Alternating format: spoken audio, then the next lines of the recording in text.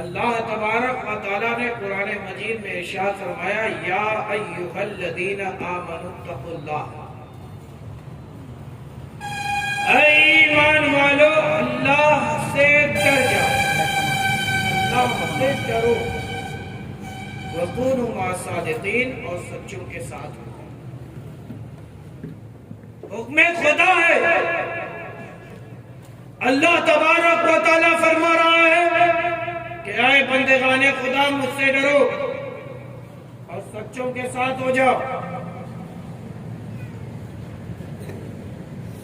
سچوں کے ساتھ ہو جاؤ۔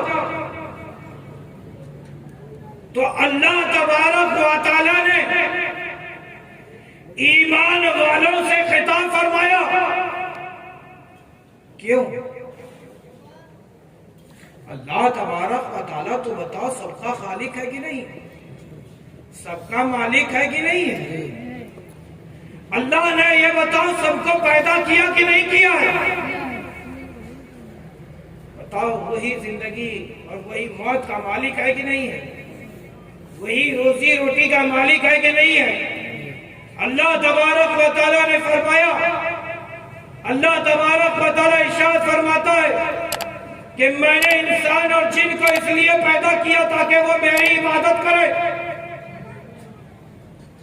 اب ذرا غور کرو کہ ایک جگہ رب یہ فرما رہا ہے کہ انسانوں میں نے تمہیں پیدا اس لیے کیا ہے تاکہ تم میری عبادت کرو، اور عبادت تم تبھی کرو گے جب مجھ سے تم ڈرو گے۔ تو اب مجھ سے کون ڈرے گا؟ رب نے بتا دیا کہ میری عبادت وہی کرے گا جو ایمان والا ہوگا، جو ایمان والا ہوگا۔ عزیزان گرامی، ایمان جو لے کے آیا ہے اب اس پر ضروری ہے کہ وہ نماز پڑھے، حج کرے، روزہ رکھے، زکات دے۔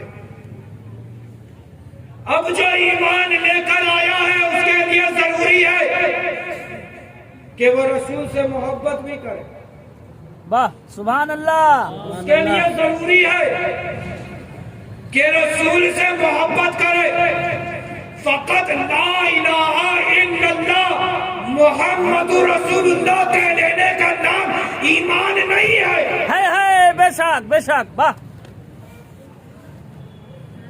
من قال لا الہ الا اللہ دخل الجنہ، جس نے لا الہ الا اللہ کہا وہ جنت میں داخل ہوگا۔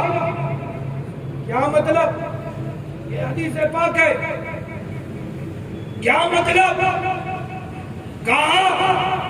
جب اس کی آپ تفسیر پڑھیے گا محدثین فرماتے ہیں کہ وہ شخص جس کے دل میں رسول کی محبت ہو اور زبان پہ یہ کلمہ جاری ہو جائے لا الہ الا اللہ محمد رسول اللہ دخل الجنہ، وہی جنت میں جائے گا، وہی جنت میں جائے گا۔ تو ایمان اسی کا معتبر ہوگا جس کے دل میں رسول کی محبت۔ بات سمجھ میں آ رہی ہے؟ صرف آپ لا الہ الا اللہ لا الہ الا اللہ لا الہ الا اللہ کا ورد کرو تو ایمان والے نہیں ہوگے۔ ایمان والے کے لیے ضروری ہے کہ وہ رسول سے محبت کرے، رسول سے بھالو باسا کرے، رسول سے عشق کرے، اور جو رسول سے محبت نہیں کرتا لاکھ کہتا رہے لا الہ الا اللہ لا الہ الا اللہ، وہ جنت میں نہیں جا سکتا۔ کسی نے اعلان فرماتے ہیں تمہارا ایمان اس وقت مکمل ہوگا، رسول اللہ فرماتے ہیں ایمان تمہارا اس وقت مکمل ہوگا جب تم اپنی جان سے بڑھ کر رسول کو چاہو، جب تم اپنی جان سے بڑھ کر، اپنی جان سے بڑھ کر رسول کو چاہو گے تو مرد مومن کہلاؤ گے، تمہارا ایمان کامل کہلائے گا۔ عزیزان گرامی، اور جو کہتے رہے رسول کا دور، علماء موجود ہے خود جانتے ہیں، رسول کا دور تھا، صحابہ بھی موجود ہیں،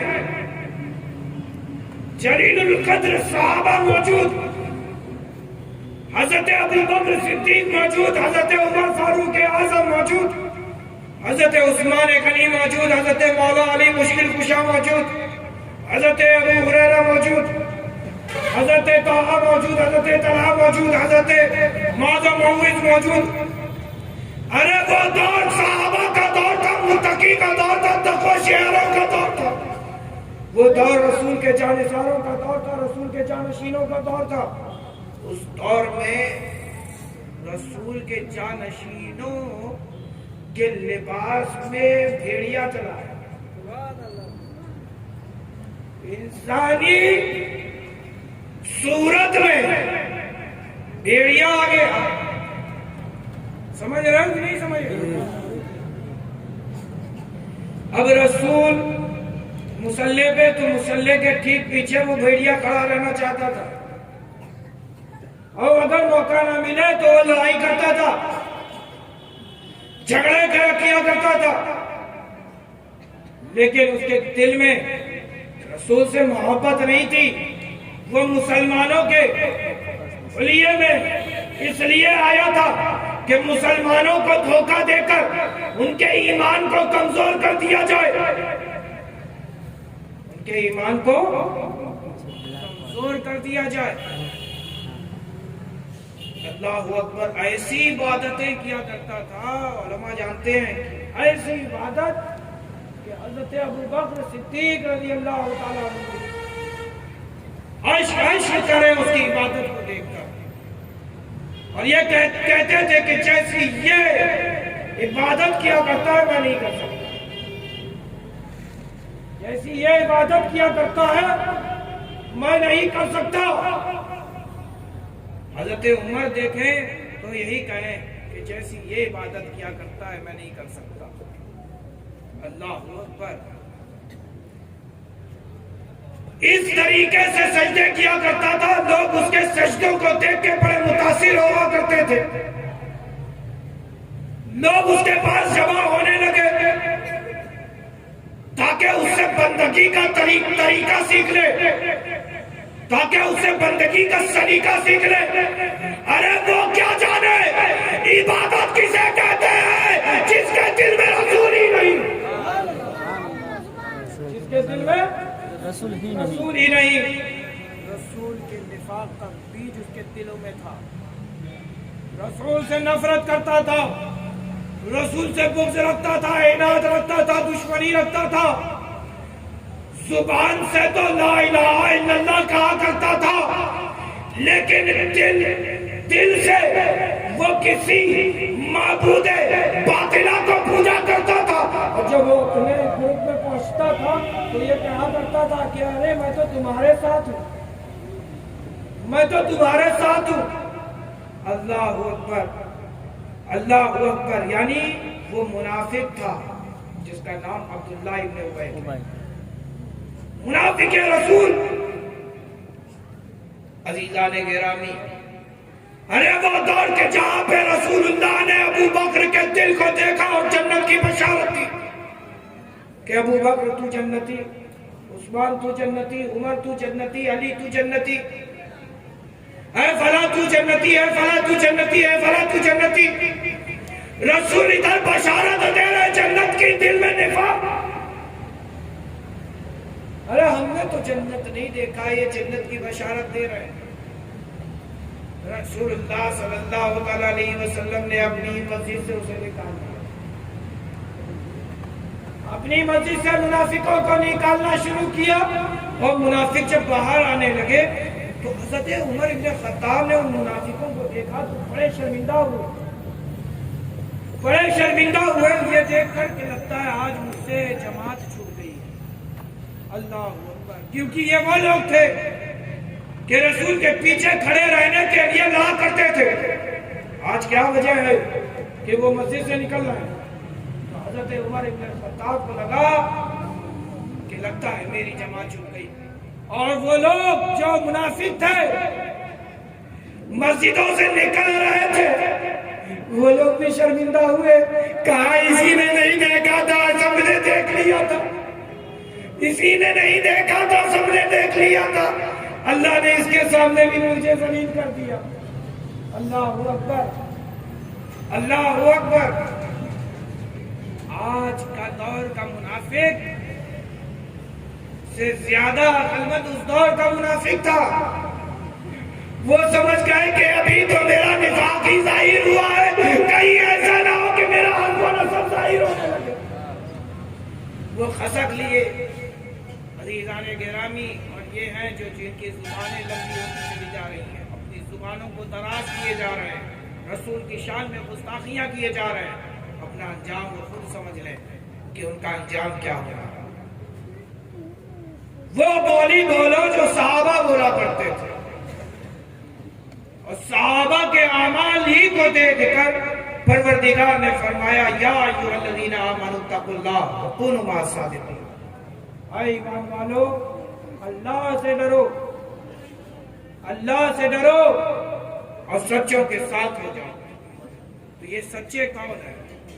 یہ سچے صحابہ کی عظیم جماعت ہے, تابعین کی عظیم جماعت ہے, تبع تابعین کی عظیم ترین جماعت ہے. یہ وہ جماعت ہے جسے ہم تم اولیاء کی جماعت کہا کرتے ہیں. اللہ اکبر. یہ وہ سچے ہیں جو تمہیں پروردگار کی معرفت عطا کرتے ہیں. ایک مقام پہ پروردگار نے ارشاد فرمایا کہ مجھ سے جو ڈرتا ہے وہ کون؟ یعنی مجھ سے ہر کوئی نہیں ڈرا کرتا, مجھ سے ہر کوئی نہیں ڈرا کرتا. پیدا پروردگار نے کیا ہے, لیکن پروردگار کی ذات سے وہ غافل ہو گئے اور انہوں نے اپنے تصور کے مطابق پروردگار کا خاکہ بنایا کہ ایسی شکل و صورت, ایسا لباس, یہ مکٹ وہ مکٹ. اللہ اکبر. اور اسے پوجنے لگے. حد تو یہ ہوئی کہ سورج کو پوجا, چاند کو پوجا, ستاروں کو پوجا, درختوں کو پوجا, جانوروں کو پوجا. پوجنے کی جو شروعات ہوئی تو پوجتے چلے گئے, لیکن جسے پوجنا تھا اسے نہ پوجا. اللہ اکبر, اللہ اکبر. بتاؤ تمہارا معبود برحق کون ہے؟ ارے بولو نا بھائی. اللہ. اللہ ہمارا معبود برحق ہے کہ نہیں ہے؟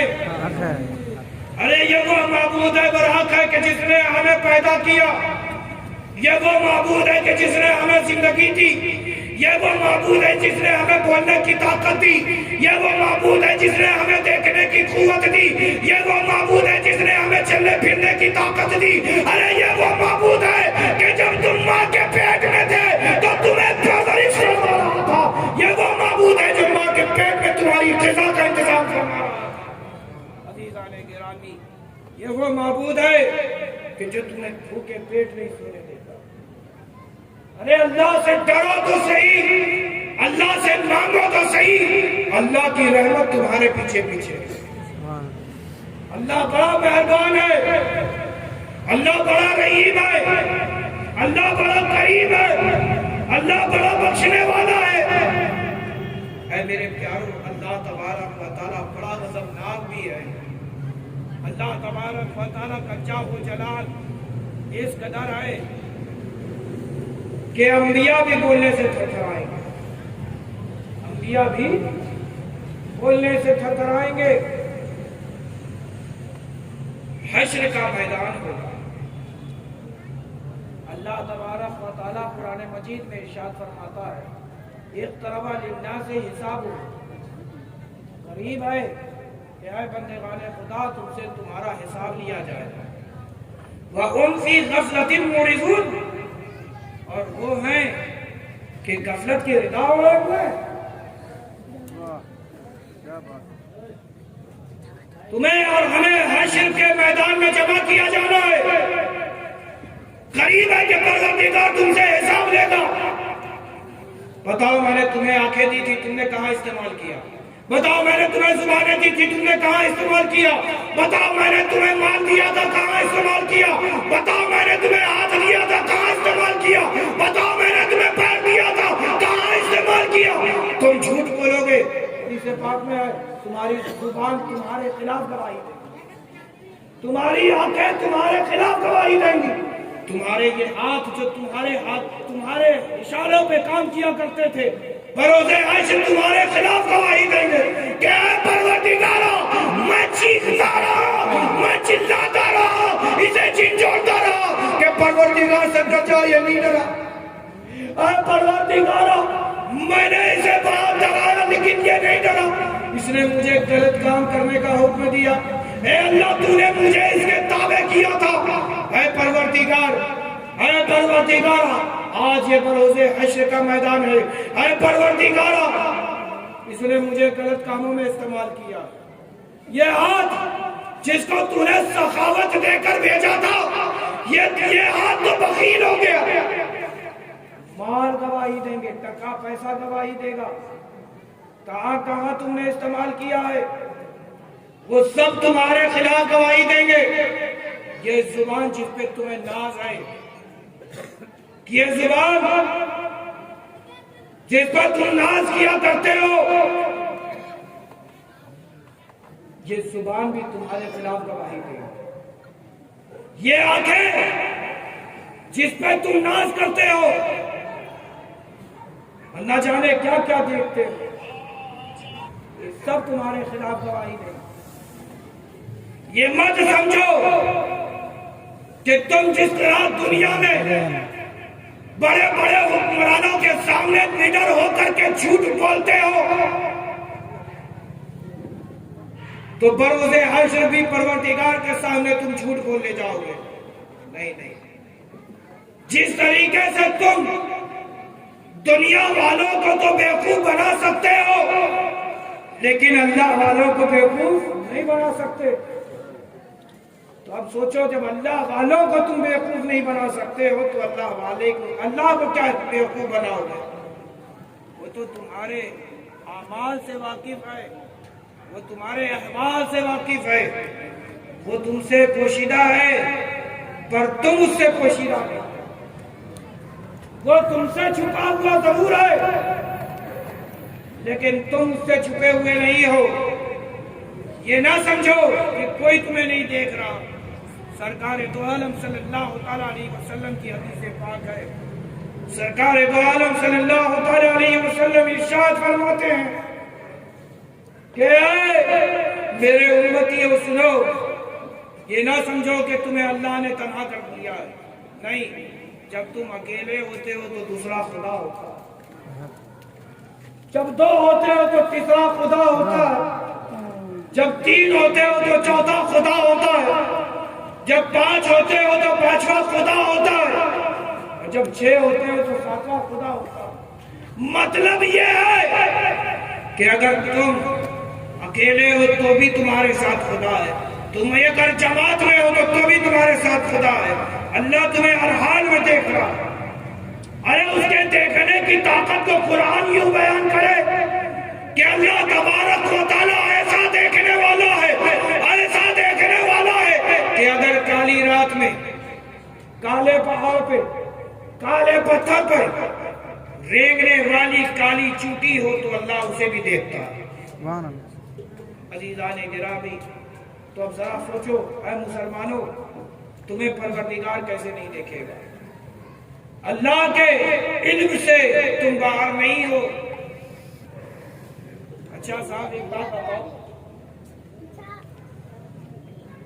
ایک ایگزامپل میں دے رہا ہوں، مثال کے طور پہ جس نے اس کو بنایا ہے، اس بلب کو جس نے بنایا ہے، سمجھ رہے ہو نا؟ غور سے دیکھ رہا میں تمہیں سے پوچھوں گا، جس نے اس بلب کو بنایا اس کے بنانے والا بھی تو کوئی ہے کہ نہیں ہے؟ بنایا کہ اپنے آپ ہو گئی ہے؟ نا بھائی؟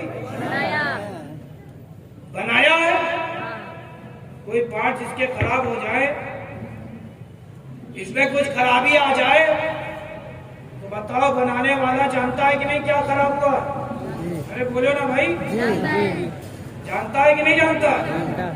ارے بولو نا بھائی، وہ پارٹ جو خراب ہے بنانے والا جان رہا ہے، ابھی اس نے اس کو کھولا بھی نہیں ہے، دیکھا بھی نہیں ہے، تم نے جا کر کے صرف دکاندار کو یہ کہا ہے کہ یہ بلب میں کل لے کے گیا ہوں آج یہ خراب ہو گیا ہے، تو وہ وجہ جان گیا ہے کہ کیوں خراب ہو گیا، وہ وجہ جان گیا ہے کہ کیوں خراب ہو گیا۔ اے میرے پیارو تو سن لو،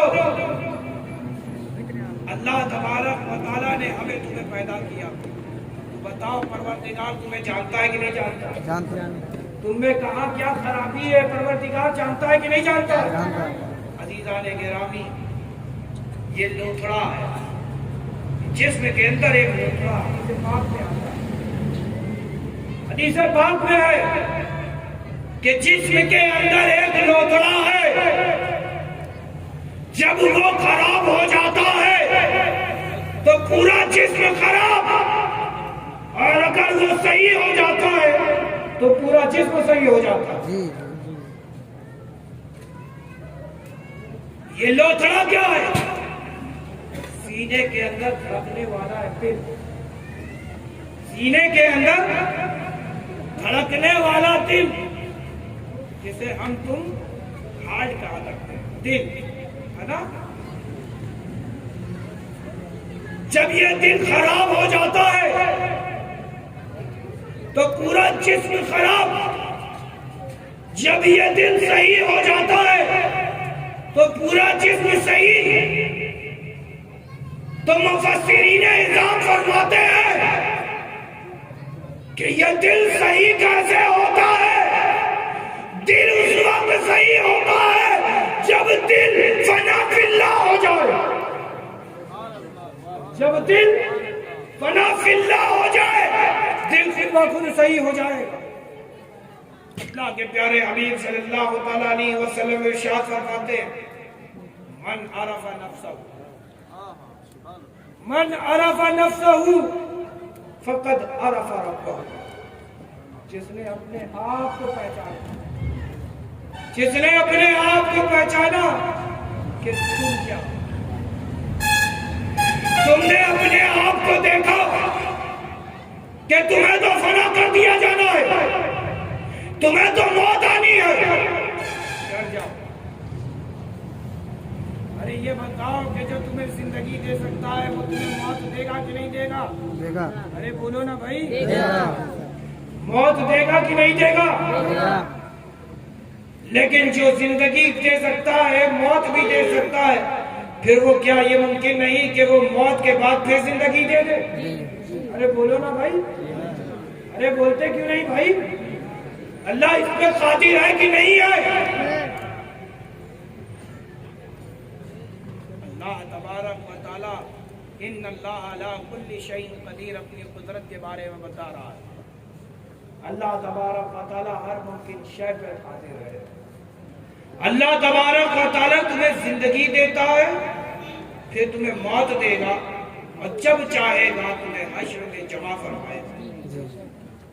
یہ نہ سمجھو تمہیں بس دنیا ہی میں رہنا ہے، موت آ گئی تو تم فنا ہو گئے، نہیں نہیں، تمہیں ہمیں حساب دینے کے لیے اللہ تبارک و تعالیٰ کے یہاں جمع ہونا ہے۔ ڈر جاؤ، کیا منہ لے کے جاؤ گے؟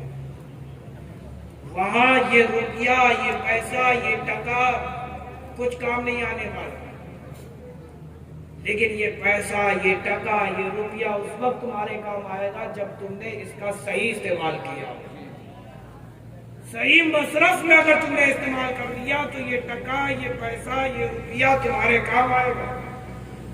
جی ہاں، اگر تم نے مسجد کی تعمیر میں حصہ لے لیا، مدرسے کی تعمیر میں حصہ لے لیا، کسی دینی کام میں حصہ لے لیا، کسی یتیم کی غربت کو دور کر دیا، اللہ اکبر، یہ جو پیسہ ہے یہ تمہارے کام آئے گا۔ نہیں تو یہ پیسہ تمہارے وارثین کے لیے پیچھے چھوٹ جائے ہے کہ نہیں؟ ایسا ہوتا ہے کہ نہیں ہوتا؟ ایسا ہوتا ہے کہیں کہ تم مرے تو تم نے جتنا عمر بھر میں کمایا اپنے ساتھ قبر میں لے گئے؟ ایسا ہوتا ہے بھائی؟ نہیں، ارے بتاؤ نا بھائی، نہیں ہوتا۔ تو کیا ہوتا ہے وہ پیسہ؟ ارے بولو نا بھائی، وہ پیسہ جو تمہارے باپ دادا نے کمایا کیا ہوا؟ کیا سب لے کے چلے گئے؟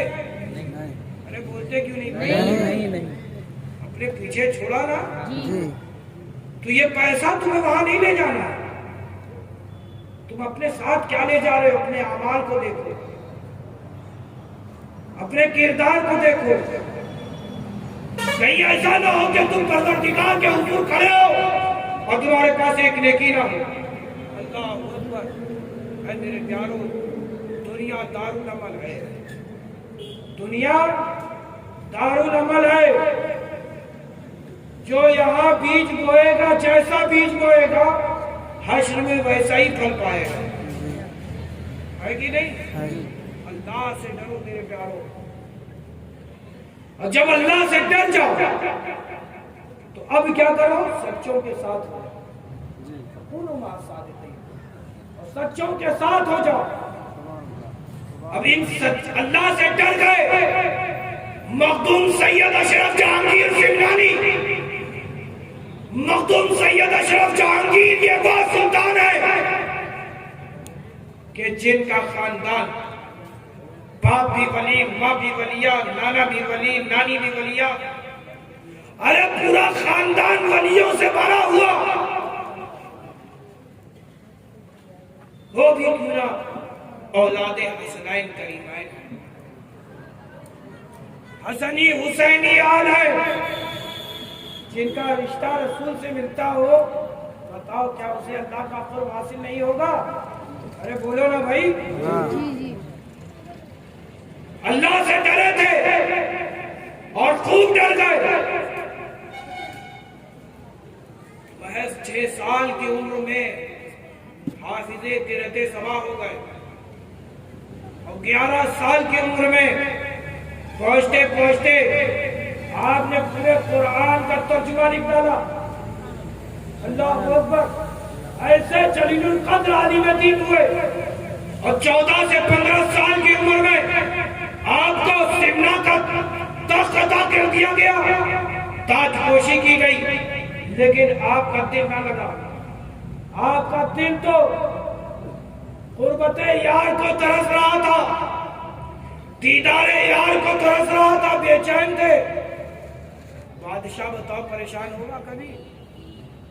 پریشان ہوتا ہے بادشاہ یہ سوچ کر کہ کہیں ایسا نہ ہو کہ بغل والا بادشاہ میرے ملک پر حملہ کر دے، تو اس ریاست کی حفاظت میں نہ چلتا کہ دشمن اگر حملہ کرے تو ہم منہ توڑ جواب دیں، اس کے انتظام میں لگ جاتا ہے، اس کے انتظام میں لگ جاتا ہے۔ اور میرا اشرف یہ وہ اشرف ہے جو اللہ سے ڈر چکا تھا، اب اسے کسی دشمن کا خوف نہیں تھا۔ یہ وہ دور تھا جو تاتاریوں کا دور تھا، بڑی خوریزیاں کی ہیں تاتاریوں نے، ارے بغداد کو لوٹ لیا ان تاتاریوں نے، لیکن مخدوم سمنا اپنے سمنانی ملک میں حکمرانی کر رہے تھے۔ عزیزان گرامی، تاتاری آئے، تاتاریوں نے سمنا کے ملک سمنا میں حملہ کرنا چاہا تھا۔ میرا اشرف تخت نشین تھا، میرا اشرف سمنان کا بادشاہ تھا، وہ ایسا بادشاہ جو اللہ سے ڈرا ہوا تھا۔ لوگ آئے، وزیر آئے، کہا کہ حضور تاتاریوں نے حملہ کر دیا ہے۔ کہا گھبراؤ نہیں، یہ ملک سمنا کی سرحد میں بھی نہیں داخل ہو سکیں گے۔ عزیزان گرامی، سرحد میں بھی نہیں داخل ہو سکتے۔ اور صحیح ہوا کہ ملک سمنا کے حدود کے باہر سے وہ لوگ نکل گئے انہوں نے دیکھا کہ معلوم ہوتا کہ آسمان سے فرشتوں کا نزول ہو رہا ہے اور قطار در قطار فرشتے کھڑے ہیں سمنان کی حفاظت کے لیے. سبحان اللہ سبحان اللہ. عزیزان گرامی، ارے وہ اشرف کہ جس کی بادشاہی صرف زمین پہ نہیں تھی بلکہ آسمانوں پر بھی تھی، وہ اشرف جہانگیر جب انہیں سچوں کی صحبت اختیار کرنی ہوئی تو اپنے تاج کو چھوڑا. ملک سمنا کو چھوڑتے ہیں.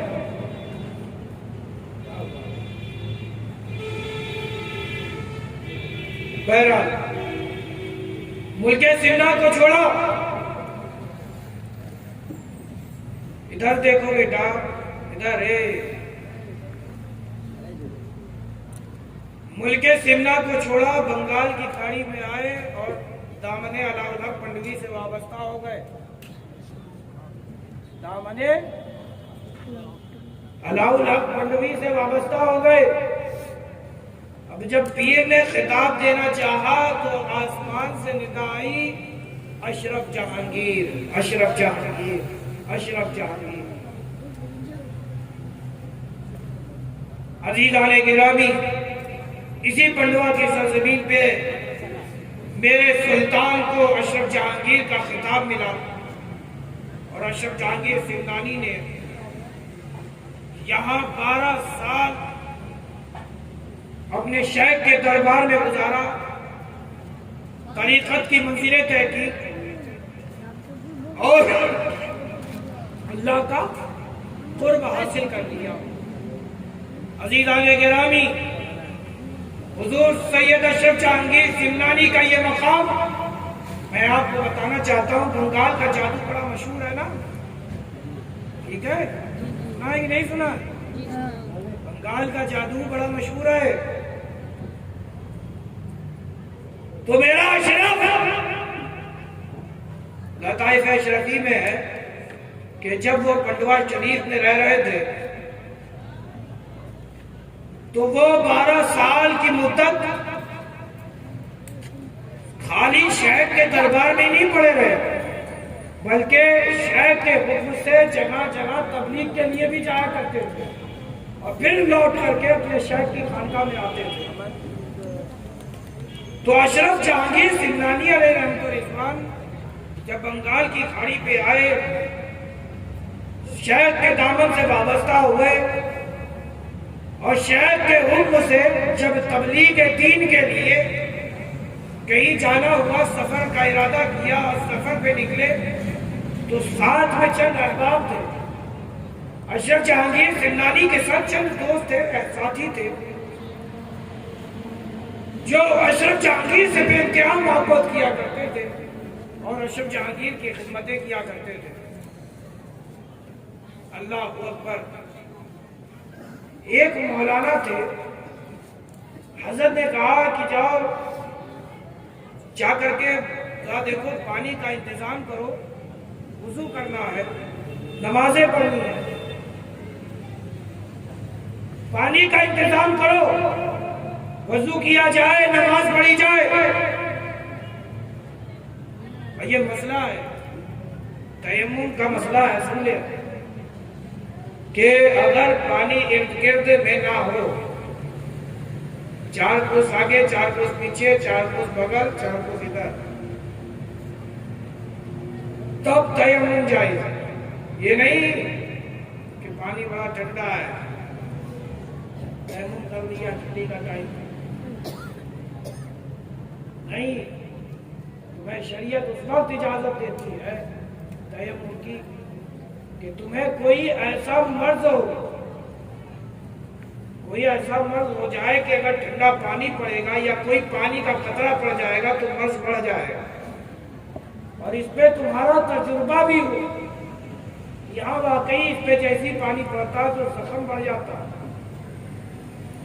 اللہ اکبر. اشرف جہانگیر سمنانی ایسے عالم دین تھے کہ جن کی نظر شریعت پر بھی تھی، طریقت پر بھی تھی. اشرف جہانگیر سمنانی علیہ رحمۃ و رضوان، مجھے معلوم ہے کہ آپ کی نگاہیں تاج الاولیاء کو ڈھونڈ رہی ہیں۔ پریشان نہ ہو، حضرت جلد از جلد تشریف لا رہے ہیں۔ اب اشرف جہانگیر سمنانی نے اپنے مرید سے کہا، اپنے مولانا سے کہا، مولانا جاؤ ذرا پانی ڈھونڈ کے لے کے آؤ۔ مولانا گئے اور پانی کو تلاش رہے تھے، واپس نہیں آئے، کافی دیر ہو گئی۔ شروع وقت میں گئے تھے، آخر وقت ہو گیا، مولانا کا آتا پتہ نہیں۔ تو اشرف جہانگیر نے دوسروں سے کہا کہ ذرا دیکھو بھائی مولانا کہاں ہے، جنگل ہے، کہیں ایسا تو نہیں کہ جنگلی جانوروں نے شکار کر لیا ہو یا کہیں وہ مصیبت میں پھنس گئے ہو، جاؤ جاؤ ذرا ڈھونڈو مولانا کہاں ہے۔ اب وہ بھی گئے، واپس آئے، کہا کہ حضرت کہیں مولانا نظر نہیں آئے، لیکن ہم جب جہاں جہاں جا رہے ہیں تو یہ بکری ساتھ ساتھ چل رہی ہے، یہ بکرا ساتھ ساتھ چل رہا ہے۔ حضرت دیکھیں ذرا اس کو، لگتا ہے یہ اپنے مالک سے بچھڑ گیا ہے۔ اشرف جہانگیر سمنانی نے جیسے ہی بکرے پہ نظر ڈالی تو دیکھتے کیا ہے کہ وہ مولانا ہے۔ اللہ اکبر، بنگال کا جادو چل گیا تھا۔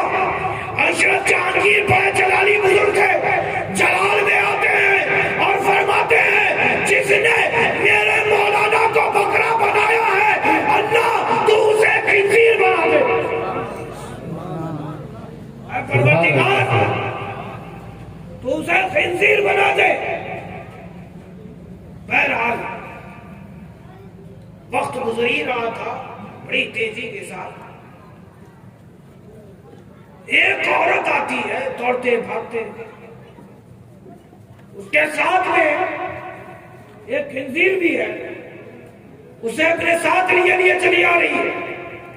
اور اشرف جہانگیر سمنانی رضی اللہ تعالیٰ عنہ بیٹھے ہوئے تھے، مراقبے کی صورت اختیار کی ہوئی تھی، اور حضرت کے قدموں میں وہ گر پڑی اور کہنے لگی کہ آپ نے اسے خنزیر بنایا ہے، آپ اسے صحیح کر دیں۔ میں نے بڑا جادو کیا لیکن وہ صحیح نہیں ہوئی۔